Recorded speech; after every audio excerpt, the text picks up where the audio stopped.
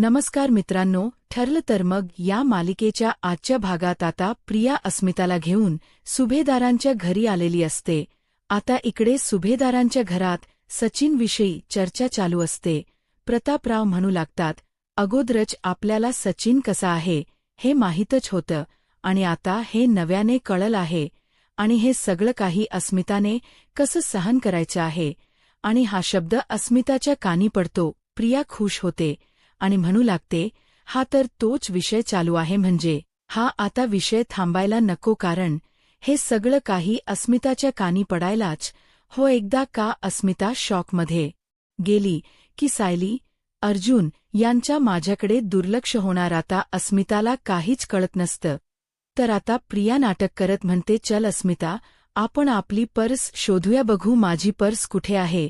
असं म्हणत प्रिया अस्मिताला दरवाजा बाहेर घेऊन येते. तर अश्विन म्हणू लागतो, मला तर या गोष्टीवर विश्वासच बस दिसत नाहीये. कदाचित साक्षी शिकरेसारखी दिसणारी दुसरी कुठलीतरी मुलगी असूच शकते ना. तर सायली म्हणू लागते, अश्विन भाऊजी, या अगोदर सुद्धा मी यांना सुद्धा हेच सांगण्याचा प्रयत्न केला होता की मी साक्षी शिकरेला पाहिलं आहे, परंतु त्यावेळी यांनी सुद्धा माझं बोलणं असंच धुडकावून लावलं होतं. त्यांचा सुद्धा माझ्यावर विश्वास बसत नव्हता, परंतु आज मी जे बोलते ते पुराव्या निश्चितच बोलते. थांबा, मी तुम्हाला पुरावाच दाखवते. असं म्हणत आता सायली सगळ्यांच्या समोर पुरावा दाखवते, ते म्हणजे सचिनच्या मिठीत असणारी ती साक्षी. आता सायली, हे बघा, असं म्हणत सर्वांनाच तो फोटो दाखवते आणि ज्यावेळी सर्वजण तो फोटो पाहतात त्यावेळी सर्वांनाच धक्का बसतो. सगळ्यांच्या पायाखालची जमीनच सरकते आणि हे सगळं काही बाहेरून अस्मिताही ऐकत असते. आता प्रिया नाटक करत अस्मिता समोर म्हणते, अरे बापरे, हे काय ऐकतोय आपण. सचिनच कुठेतरी अखेर होतं हे आपल्याला सगळ्यांनाच माहीत होतं, पण त्या सगळ्यामध्ये साक्षी शिकरे आहे, म्हणजे सचिनची गर्लफ्रेंड साक्षी शिकरी आहे, हे तर आपल्याला माहीत नव्हतं. खरं तर साक्षी शिकरे हिच्या जेलमध्येच मृत्यू झाला होता ना. मग साक्षी शिकरे अजूनही जिवंत आहे आणि ती सचिनच्या आयुष्यात आहे. काय आहे नक्की, म्हणजे खरंच सचिन आणि साक्षीच काहीतरी प्रकरण सुरू असेल का. असं म्हणती, अस्मिताला त्रास कसा होईल यासाठीच हे सगळे काही प्रयत्न करत असते. तर दुसरीकडे कल्पनाताई तिथेच बसतात. या सगळ्यामुळे कल्पनाताईंना खूप त्रास होऊ लागतो. कल्पनाताई म्हणू लागतात, सचिन इतक्या खालच्या पातळीला जाईल असा आपण कधी विचारही केला नव्हता. आपण फक्त अस्मिताकडे बघून सचिनच्या वागण्याकडे दुर्लक्ष केला होता, पण आता हे सगळं काही होऊन बसलं आहे. प्रतापरावांचाही खूप संताप होत असतो. प्रतापराव म्हणू लागतात, आता तर मला त्या सचिनच्या थोबाडीत मारूनही समाधान होणार नाही. तर अश्विन म्हणू लागतो, सायली वहिनी, यापुढे तो माणूस काही झालं तर या घरात दिसता गमा नाही. आता मात्र अश्विनेही खूप चिडलेला असतो. तर अर्जुन म्हणू लागतो, आता जर सचिन माझ्या समोर येईल ना, तर त्याला आयुष्यभरासाठी मी जेलमध्ये पाठवेन. आता हे सगळं काही अस्मिता बाहेरून ऐकत असते. खरं तर हे सगळं काही प्रियाचं नाटक असतं, परंतु अस्मिताला मात्र या सगळ्यामुळे खूप त्रास होत असतो. तर प्रतापराव म्हणू लागतात, खरं तर त्या सचिनला आपल्या अस्मिताच्या आयुष्यात थारा दिला हीच तर आपली खूप मोठी चूक झाली आहे आणि ही चूक अस्मिताला केवढ्याला पडणार आहे याचा विचार करवतही नाहीये. या सगळ्यामुळे अस्मिताला त्रास होत आहे. आता सर्वजण खूप संतापलेले असतात. अस्मिता तर हे सगळं काही ऐकतच असते. तर इकडे चैतन्य सगळ यांना शांत करतो आणि म्हणू लागतो, प्लीज तुम्ही सगळ्यांनी शांत व्हा. मला कळते, आपल्यालाही कळते की जे काही घडलंय ते खूप चुकीचं आहे आणि आपल्या विचार करण्याच्या पलीकडच आहे, पण हे सगळं काही अस्मिताईला कळणार नाही याचा आपल्याला विचार करावा लागेल.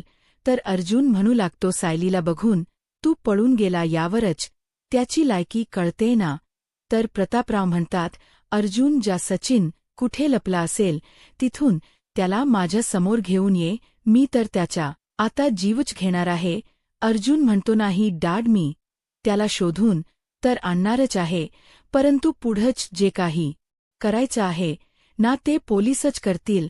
चल चैतन्य, असं म्हणत अर्जुन आणि चैतन्य घराबाहेर पडणार. परंतु त्याचवेळी आता अस्मिताच्या ओरडण्याचा आवाज येतो अस्मिताला.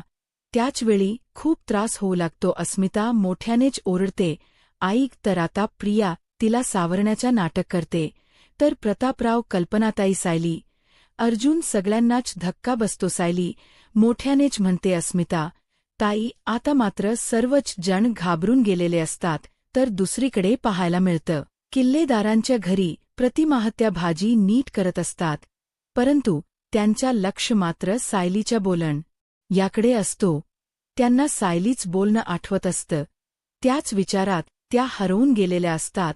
प्रतिमा हत्यांना सायलीच बोलणं आठवतं. सायली प्रतिमा हत्यांना म्हणालेली असते, आपलं मन जे सांगतं तेच आपण ऐकायचं असतं. म्हणजे बघा ना, ज्यावेळी सदाशिव आणि मैना आपल्या घरी आले होते त्यावेळी माझं मन मला सांगत होतं की हे माझे आईवडील नाहीयेत.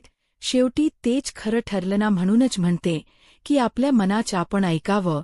आता या सगळ्या गोष्टीचा विचार करून प्रतिमा हत्या मनाशीच म्हणतात. सायली जे बोलते ते जर खरं असेल तर तन्वीच्या बाबतीत सुद्धा खरंच असेल का? ती माझी मुलगी नसेल का? आता या सगळ्या गोष्टींचा विचार चालू असतो. आता त्या ठिकाणी सुमन काकू आले आहेत. हे सुद्धा प्रतिमा हत्यांना माहीत नसतं. सुमन काकू पाहतात तर प्रतिमा आत्या कुठल्या तरी विचारात हरवून गेलेल्या असतात. आणि म्हणूनच सुमन काकू प्रतिमा हत्यांना विचारतात, वहिनी काय झालंय? तुम्ही कसला विचार करताय?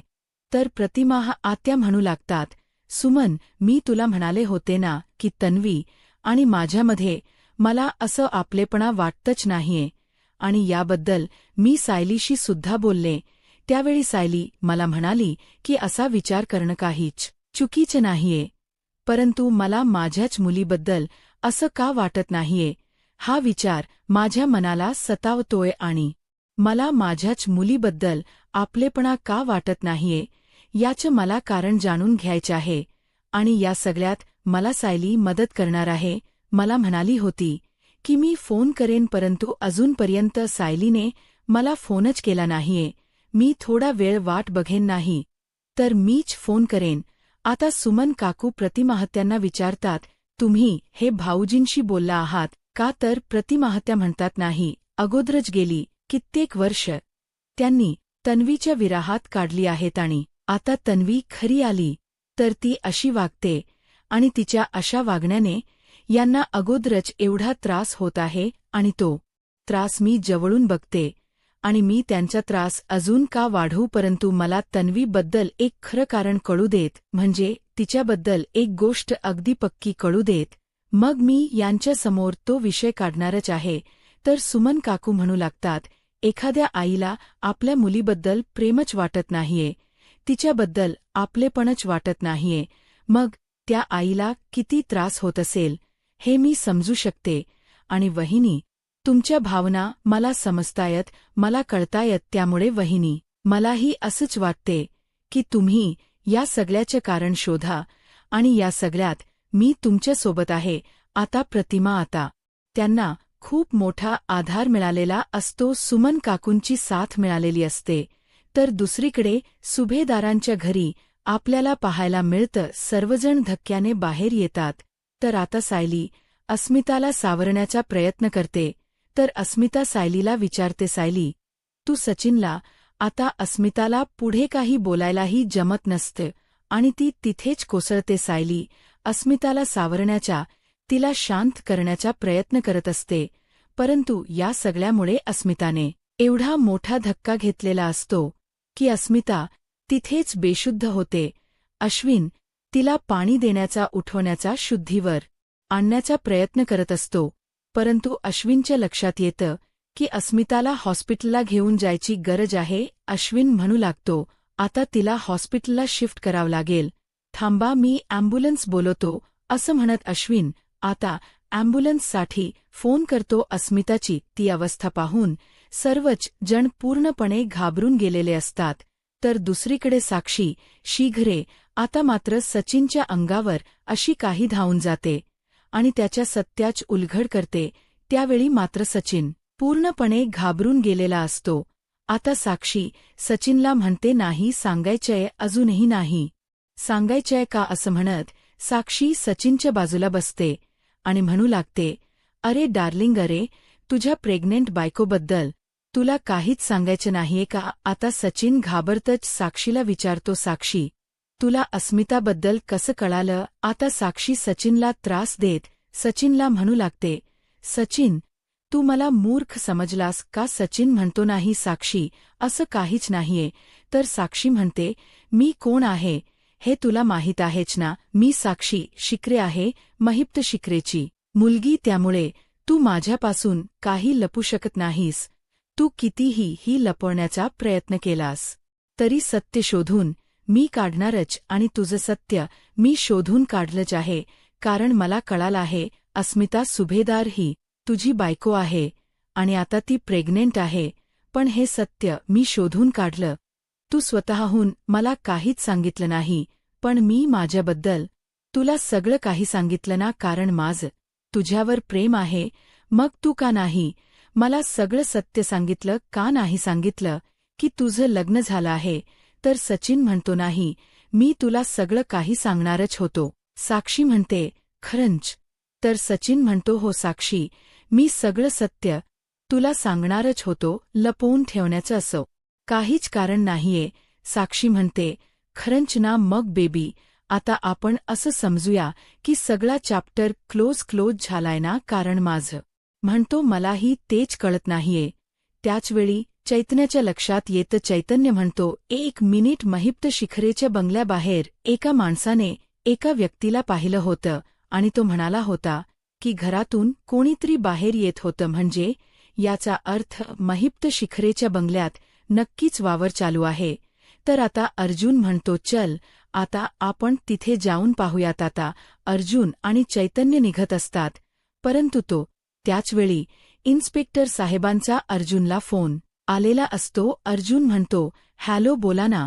तर इन्स्पेक्टर साहेब अर्जुनला म्हणू लागतात, आताच आम्ही महिप्त शिखरेंच्या बंगल्यातून आलो आहोत, परंतु तिथे तर कोणीच नाहीये.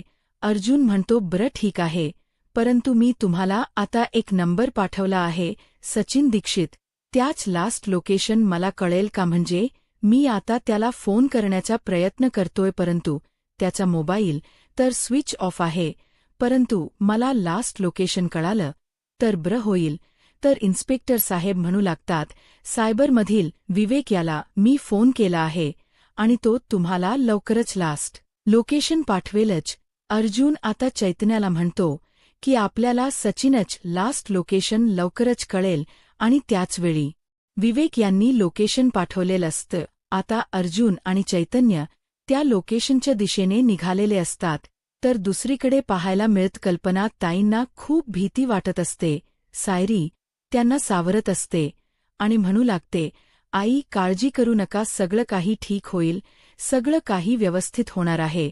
आणि विमल ताईशी मी बोलले ना, त्यावेळी त्या म्हणत होत्या की सकाळपासूनच अस्मिता ताईंना अस्वस्थ वाटत होतं. म्हणजे आई, कदाचित अस्मिता ताईंना आजच हॉस्पिटलला आणावं लागलं असतं ना? मग तसं नाही तर असं घेऊन आलो असं समजूयात आपण. कल्पना ताई म्हणतात, सायली हे सगळं काही समजूत काढण्यापुरत ठीक आहे, परंतु सचिनने जो काही अस्मिताला धोका दिलाय त्याचं काय करायचं सांग ना. आता मात्र सायलीला काय बोलावं काहीच कळत नाही आणि त्यातही सचिनची गर्लफ्रेंड साक्षी आहे हे आपल्यालाच पचवत नाहीये. आणि हे सत्य अस्मिताच्या समोर कसाले बघितलंस ना तू आणि सायली. अगं माझ्या मुलीने कोणाच इतकं वाईट केले आणि म्हणून तिच्या नशिबी असा आला आहे. कल्पना ताईंना खूप त्रास होत असतो, त्यांना अस्मिताची काळजी वाटत असते. तर प्रतापराव कल्पना ताईंना म्हणतात, कल्पना. तर अश्विन त्यांना सावरत म्हणतो, मॉम डॅड तुम्ही काळजी करू नका, आतमध्ये अख्खी डॉक्टरांची टीम आहे आणि सगळी टीम अगदी अस्मिताईला नीट हँडल करणारी आहे आणि अस्मिताईला किंवा तिच्या बाळाला काहीही होणार नाही, सगळं काही नीट होणार आहे. तर सायली म्हणू लागते, आई बाबा आपल्या पाठीशी आपली देवी आई आहे, त्यामुळे काळजी करू नका, सगळं काही ठीक होणार आहे असं म्हणत सायली आणि अश्विन दोघंही थेट देत असतात, परंतु त्यांनाही काळजी असते. आता सर्वांनाच अस्मिताबद्दलची काळजी वाटत असते. अस्मिता आणि तीच बाळ सुखरूप असावं एवढंच सगळ्या यांना वाटत असतं. तर दुसरीकडे पाहायला मिळतं, आता अर्जुन आणि चैतन्य त्या लोकेशनपर्यंत पोहोचलेले असतात, परंतु त्या लोकेशनच्या तिथे काही वस्तीच नसते. अर्जुन म्हणू लागतो, इथे तर काही वस्तीच नाहीये, परंतु आपल्याला लोकेशन कळू नये म्हणूनच त्यांनी इथेच मोबाईल स्विच ऑफ केला असावा. तर चैतन्य म्हणतो, पुढे वस्ती आहे, आपण त्या रोडला चेक करू असं म्हणत दोघेही तर तपास घेत असतात, सचिनला शोधत असतात. तर इकडे मात्र सुभेदारांच्या घरी प्रिया मात्र आरामात झोपून असते आणि म्हणू लागते, माझा प्लॅन इतक्या लवकर वर्क होईल असं मला वाटलंही नव्हतं. खरंच किती छान प्लॅन वर्क झालाय माझा. म्हणजे आज जर अस्मिता हॉस्पिटलमध्ये दचकली तर मग सायली अर्जुनला मानवर काढताच येणार नाहीये असं म्हणत प्रिय मोठ्यानेच असते आणि म्हणू लागते, अरे मग कुठलीत नवी आणि कुठली प्रिया, ते मग माझ्याबद्दल सगळंच विसरून जातील आणि माझा शोधही थांबेल आणि त्यातही त्यांना माझ्याबद्दल काय काय सापडलं आहे हे शोधायला मलाही वेळ मिळेल. आता प्रियाला इतका आनंद झालेला असतो की तिला अस्मिताचीही काळजी नसते, ती मात्र शांत झोपून देते. तर दुसरीकडे अश्विन सायली सर्वजण हॉस्पिटलला असतात. आता डॉक्टर नर्स इकडून तिकडे जात असतात. नक्की काय चालले कोणाला काहीच कळत नसतं. सायली अश्विन डॉक्टरांना, नर्सला, सिस्टरला विचारण्याचा प्रयत्न करतो, परंतु कोणी काहीच सांगत नाही. आता अश्विन डॉक्टरांना विचारतो, काय झाले नक्की. डॉक्टर म्हणू लागतात, बाळ आणि आई दोघांचीही कंडिशन खरंच खूप क्रिटिकल आहे, परंतु आम्ही प्रयत्न करत आहोत असं म्हणत डॉक्टर तिथून निघून जातात. आता मात्र सायलीला धक्काच बसतो. अश्विन म्हणतो, तू काळजी करू नकोस, मी डॉक्टरांशी बोलतो असं म्हणत अश्विन तिथून निघून जातो. तर कल्पनाताई सायलीला विचारतात, सायली अगं काय झालं, डॉक्टर काय म्हणाले. तर सायलीम म्हणते, काही नाही, डॉक्टरांचे प्रयत्न चालू आहे आणि सगळं काही ठीक होईल. इथे मात्र सायली पूर्णपणे घाबरून गेलेली असते. तिच्या मनात भीती असते, परंतु कल्पनाताई किंवा प्रतापराव यांना त्रास होऊ नये आणि म्हणूनच सायली त्यांना काहीच सांगत नाही. तर दुसरीकडे अर्जुन आणि चैतन्य याचा सचिनचा शोध चालूच असतो. आता अर्जुन प्रतापरावांना फोन करतो. प्रतापराव म्हणतात, हॅलो अर्जुन, बोल ना. अर्जुन विचारतो, डॅड अस्मिताई कशी आहे. तर प्रतापराव म्हणतात, काहीच कळत नाहीये, डॉक्टर काहीच सांगत नाहीयेत. परंतु अर्जुन, अरे मला खरंच खूप खचल्यासारखं वाटतंय रे, मी आयुष्यात पहिल्यांदा इतका खचून गेलो आहे. मला अस्मिताची काळजी वाटत आहे. रे तू येतोस का हॉस्पिटलला. मलाही माहीत आहे तुलाही अस्मीची काळजी वाटत आहे. अर्जुन म्हणतो, हो डॅड, तुम्ही काळजी करू नका, अस्मिताईला काहीही होणार नाही आणि मी येतोच हॉस्पिटलला असं म्हणत आता अर्जुन सुद्धा हॉस्पिटलला जायला निघालेला असतो. तर दुसरीकडे अस्मिताला कळा यायला सुरुवात झालेल्या असतात. आता डॉक्टर अस्मिताला हडल करत असतात, तिला सावरत असतात. इकडे मात्र सायलीचे अश्रू अनावर होतात. अर्जुन ही हॉस्पिटलला पोहोचलेला असतो. अर्जुन प्रतापरावांना सावरतो आणि म्हणू लागतो, डॅड काळजी करू नका. तर त्यानंतर अर्जुन कल्पना ताईंच्या बाजूला बसतो आणि आईला सावरत म्हणतो, माम नको ना एवढा विचार करू, सगळं काही ठीक होईल, आपल्या अस्मिताईला आणि बाळाला काहीही होणार नाही. कल्पना ताईंचे अश्रू अनावर होतात. तर अर्जुन सायलीकडे पाहतो, तर सायलीची ही तीच अवस्था असते. अर्जुन सायलीच्या खांद्यावर हात ठेवत तिला सावरत असतो. नकळत सायली अर्जुनला बिलगते, त्याला मिठी मारते. अर्जुन म्हणतो, सायली तुला खंबीर व्हावे लागेल. सायली म्हणते, नाही, मी खंबीर नाही होऊ शकत, मला अस्मिताईची आणि त्यांच्या बाळाची काळजी वाटत आहे. मला बाकी काही नको, परंतु अस्मिताई आणि त्यांचे बाळ सुखरूप असायला हव्य. देवी आईकडे एवढीच प्रार्थना आहे असं म्हणत सायली खूप रडत असते. तिचे अश्रू अनावर होतात. तिला अस्मिताची खूप काळजी वाटत असते. अर्जुन सायलीला म्हणतो, सायली तूच जर असा धीर सोडलास, तू जर अशी खचून गेलीस तर मम्मा डॅडचं काय होईल? अगं ते तुझ्याकडे बघूनच स्वतःला सावरतायत सायली. तू अजिबात धीर सोडू नकोस अस्मिताई, आणि तिचं बाळ दोघेही सुखरूप असतील. आपण फक्त डॉक्टरांवर विश्वास ठेवूया, आणि तू बघच आता थोड्या वेळातच आतून बाळाच्या रडण्याचा आवाज येईल आपल्याला, असं म्हणत अर्जुन सायरीला सावरत असतो. दुसरीकडे डॉक्टर अस्मिताला हडल करत असतात. तिला कळा येत असतात आणि तिला खूप त्रास होत असतो. परंतु डॉक्टर तिला सावरत हडल करत तिची डिलिव्हरी करत असतात. इकडे अस्मिताचे अश्रू अनावर होतात. तिला खूप त्रास होत असतो आणि तेही ती सहन करत असते. तर दुसरीकडे सायली देवी आईला प्रार्थना करत म्हणते, देवी आई, कधी नव्हे तर आज अस्मिताईंना तुझी गरज आहे, तुझ्या आशीर्वादाची गरज आहे देवी. आई, आज माझी अस्मिता ताई आणि तिच बाळ अगदी सुखरूप असू देत. आणि अगदी सायलीची प्रार्थना देवी आईने ऐकलेली असते. क्षणार्धात आतमधून बाळाच्या रडण्याचा आवाज येतो आणि सगळे जण खूप खुश होतात.